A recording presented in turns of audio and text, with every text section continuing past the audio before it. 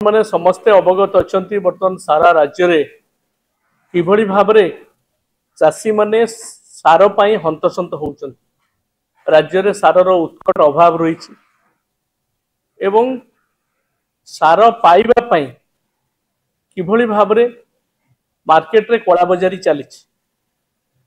ये केवल केन्द्रापड़ा जगतसिंहपुर कथा नुहे, मालकानगिरी माथिलठू आरंभ करी कोरापुट ठारू आरंभ करी मयूरभंज जगतसिंहपुर पर्यंत गणमाध्यम तार चित्र देखुं आपण माने समस्त अनुभव कर चाषी माने विगत दिन में केबे अंतत सार पाई एई भली अवस्था रे राजरास्ता को आसी नथिले। रास्ता रे ठिया हेकिरी धाड़ी बांधिकी राति अधरे मालकानगिरी गोटे दृश्य आपण माने माथिली रे देखिथिबे। महिला माने तांको छुआ को काखेकिरी राति रे छिड़ा होइचंती जे सार पे लाइन धाड़ी बांधी जे सार केमती नहीं करी जिबे खेत रे पकेबे। किंतु सरकार पूरा पूरी सोई पड़िथिले। जहाँ भी हो पूर्वतन मुख्यमंत्री आमर प्रिय नेता बिजू जनता दल सभापति नवीन बाबू इतिमध्य केंद्र सरकार को मान्यवर केंद्र सार विभाग मंत्री को एक पत्र लिखिले, वास्तव स्थिति संपर्क में अवगत करेले।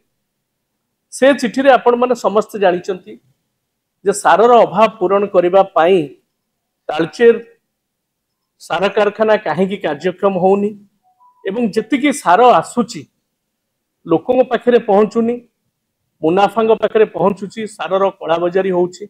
ए सब को रोकिकी साधारण चाषी को तांकर हक दबा पाई दाबी रखिथिले।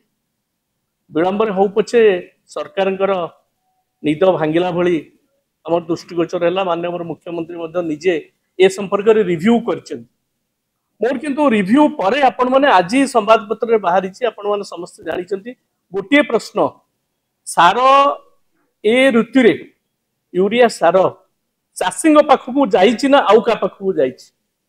काली जो रिव्यू आसी सरकार तरफ 1200 रु अधिक सेल पॉइंट रे संदेह रही बोली विचाराधीन रही से सेल पॉइंट गुड़ी 1200 रु अधिक एवं 62टी सार डीलर कर लाइसेंस कैंसिल है।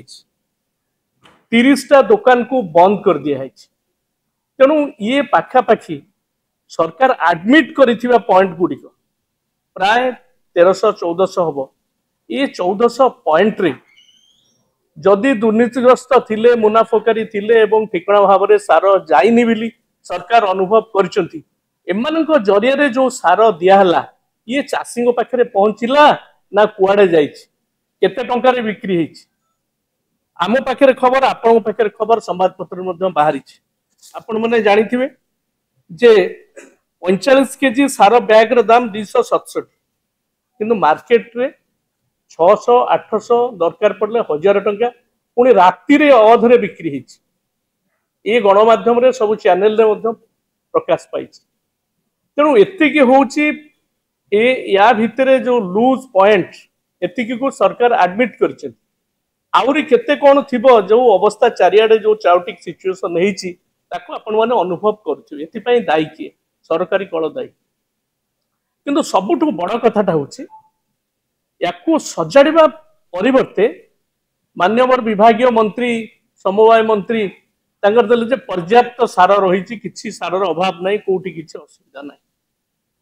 विरोध दल खाली मिछ कथा कहउछ।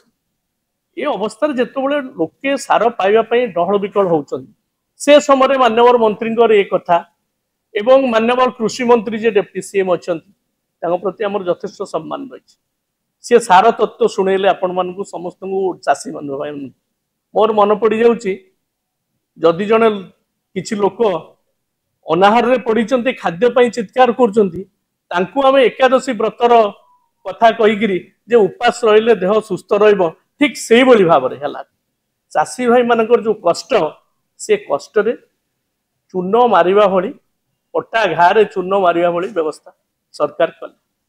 तेणु मोर कहबार कथा होची 2-3टी जिनस या भितरे मो सरकार दृष्टि की आणुची। समवाय विभाग, मार्कफेड, एग्रीकल्चर डिपार्टमेंट ये तीन विभाग समन्वय सार बंटन व्यवस्था हुए आलोकेशन केते थिला एवं जति आलोकेशन होता डेडलाइन केते दिया होता से डेडलाइन भितर सार उठी कि नहीं मार्केट रो डाटा आसी परिबो कि केते सार कंज्यूम करिसें एग्रो इंडस्ट्री कॉर्पोरेशन को माने डाटा देइछन सार देइछन आलोकेशन देइछन केते उठै ओ पाखे तो खबर बोधे गोटे बस्ता उठै कौन घटना घटी तेणु समन्वय माननीय मुख्यमंत्री काली रिव्यू करिसें ए पार्ट को मध्य देखिबार अछि समवाय विभाग एवं कृषि विभाग भितर भितर भितर गोटे लड़ाई चली कार का भितर ये नहीं तार फल भोगुचंती चाषी भाई माने